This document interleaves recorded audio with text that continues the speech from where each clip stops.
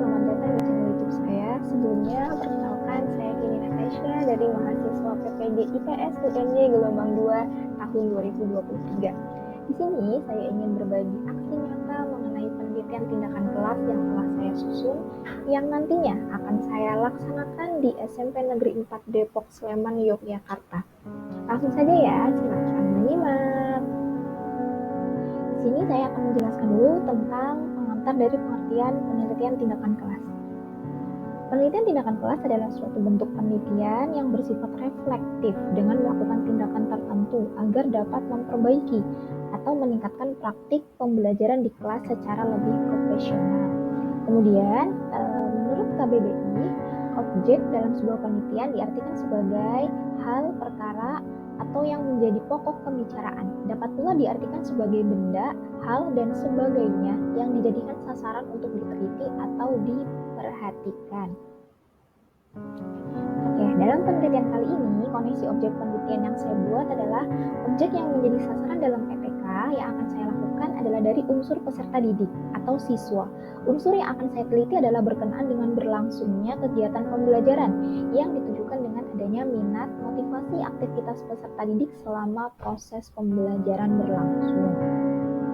Kemudian, masalah yang akan saya angkat yang pertama ada kurang bervariasi dalam menggunakan model pembelajaran yang interaktif dan menyenangkan, sehingga peserta didik itu mudah bosan, serta tidak memiliki motivasi penuh untuk belajar. Yang kedua, karena kurangnya motivasi belajar yang penuh serta bosan dengan model pembelajaran yang diterapkan, aktivitas belajar peserta didik tidak maksimal terfokus belajar.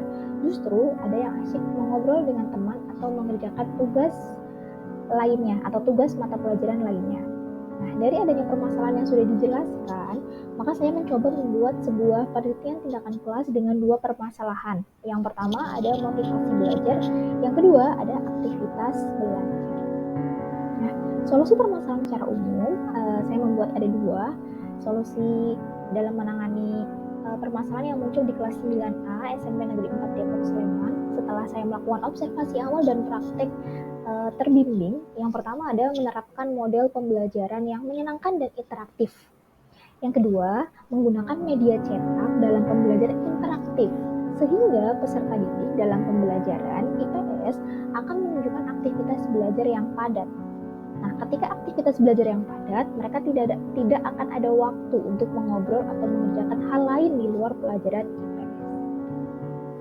Kemudian, alternatif solusi yang saya lakukan pertama, perlu meningkatkan solusi dari rendahnya motivasi belajar dengan cara apa?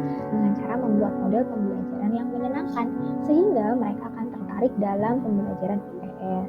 Yang kedua, ketika sudah mendapatkan motivasi atau menerapkan model yang menyenangkan, maka akan membuat peserta didik yang mempunyai aktivitas produktif dalam proses pembelajaran yang dilakukannya.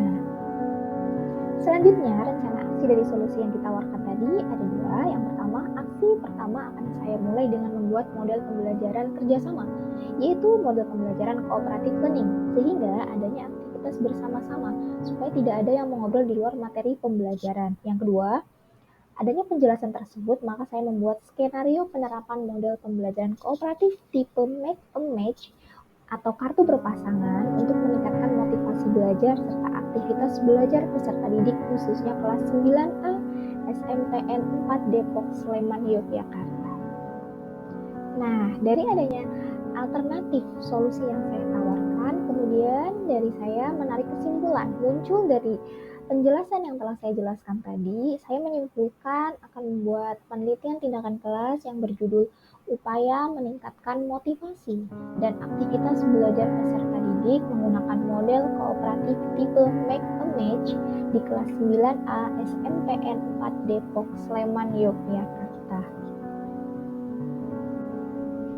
Sekian pemaparan aksi nyata mengenai rancangan penelitian tindakan kelas yang saya buat. Terima kasih telah menyimak video saya. Sampai jumpa di lain waktu.